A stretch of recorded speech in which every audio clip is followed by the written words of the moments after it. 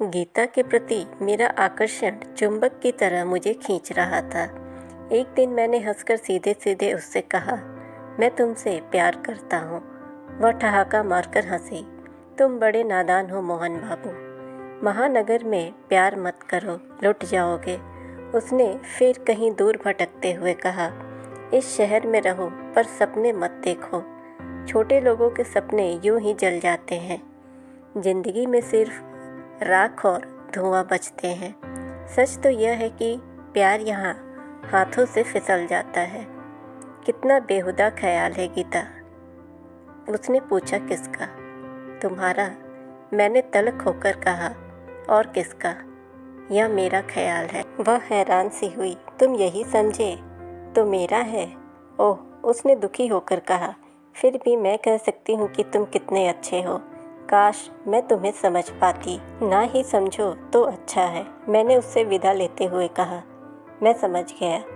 रास्ते भर तरह तरह के ख्याल आते रहे। आखिरकार मैंने तय किया कि सपने कितने भी हसीन हो, अगर आप बेदखल हो गए तो उन हसरतों के बारे में सोचना छोड़ देना चाहिए। मैं गीता की ज़िंदगी से कट सा गया था। मैं गीता को एक बस के सफ़र में मिला था। वह भी वहीं से चढ़ी थी जहाँ से मैं चढ़ा था, और वहीं उतरी भी थी। फिर कुछ दिन में हेलो हाय से बात आगे बढ़ गई। वह एक ऑफिस में असिस्टेंट की नौकरी करती थी।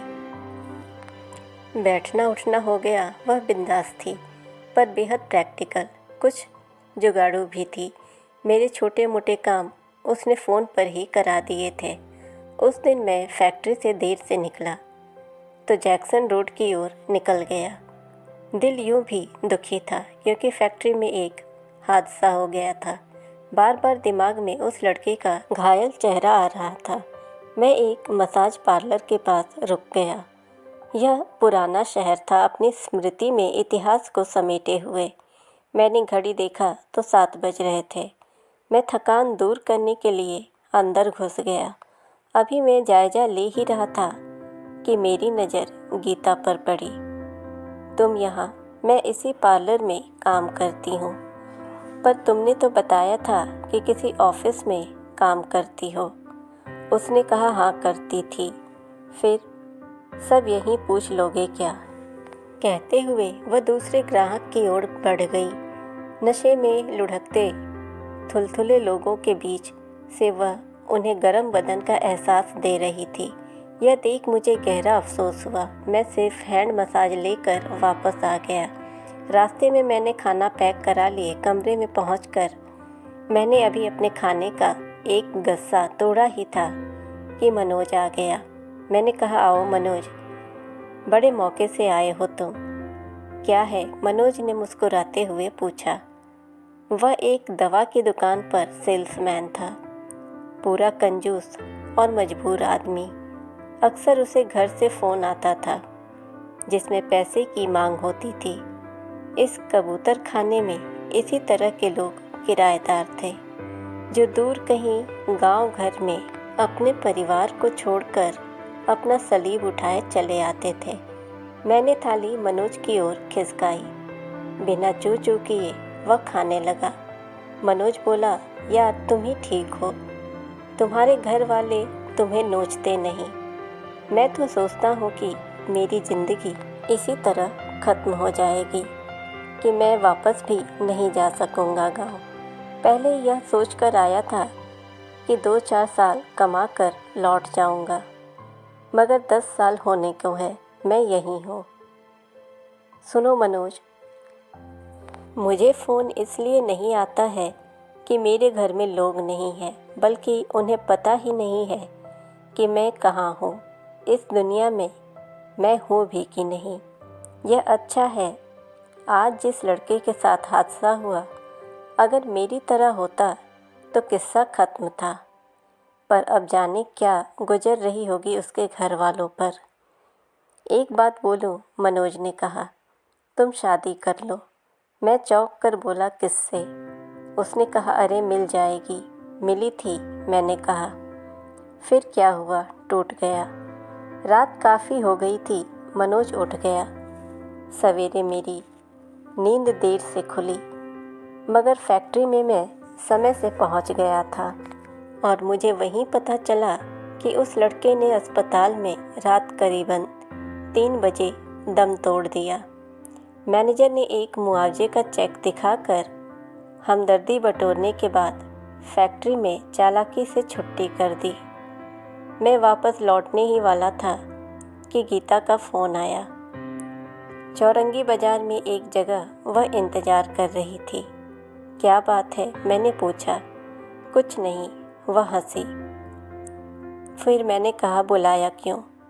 गुस्से में हो? किस बात के लिए? अरे बोलो भी। बोलूँ? हाँ। झूठ क्यों बोली? क्या झूठ? कि ऑफिस में नहीं, सच कहा था।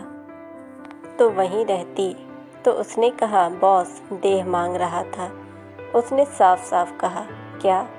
मैं अवाक रह गया। काफ़ी देर बाद मैंने कहा, चलो मुझे माफ़ कर दो, गलतफहमी हुई। गलतफहमी में तो तुम अभी भी हो। मतलब? मैं इस बार चौंका। कैसे? फिर कभी बताऊंगी, गीता ने हंसकर कहा। उस दिन गीता के प्रति यह गलतफहमी रह जाती अगर मैं उसके साथ जिद करके उसके घर नहीं गया होता। मेरे घर की तरह दड़बेनुमा मकान था। एक बिल्डिंग में 30-40 परिवार होंगे। सचमुच कभी कभी ज़िंदगी भी क्या खूब मजाक करती है। वह 2 बूढ़ों को पालते हुए खुद बूढ़ी हो रही थी। उसकी माँ की आंखों में एक चमक उठी। कुछ अपना रोना रोया और कुछ गीता का। मेरा भी कोई अपना कहने वाला नहीं था। भाई कब का न जाने कहाँ छोड़ गया था। माँ बाप गुजर चुके थे। चाचा ताऊ थे, पर कभी साल 2 साल में उनकी कोई खबर मिलती थी। उस दिन गीता का हाथ अपने हाथ में लेकर मैंने कहा, मुझे अब कोई गलतफहमी नहीं है। तुम्हें हो तो कह सकती हो। मुझे है, उसने हंसकर कहा, पर कहूँगी नहीं। एक खूबसूरत रंग फिजा में फैलकर बिखर गया। उस दिन उसके छोटे बिस्तर पर जो अपनापन मिला, माँ की गोद के बाद कभी नहीं मिला था। 2 महीने बाद दोनों ने शादी कर ली।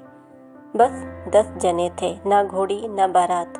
पर मुझे और गीता को लग रहा था कि सारी दुनिया जीत ली। गीता के अलावा मुझे कुछ नहीं मिला, ना मैंने कुछ लेनी चाहिए।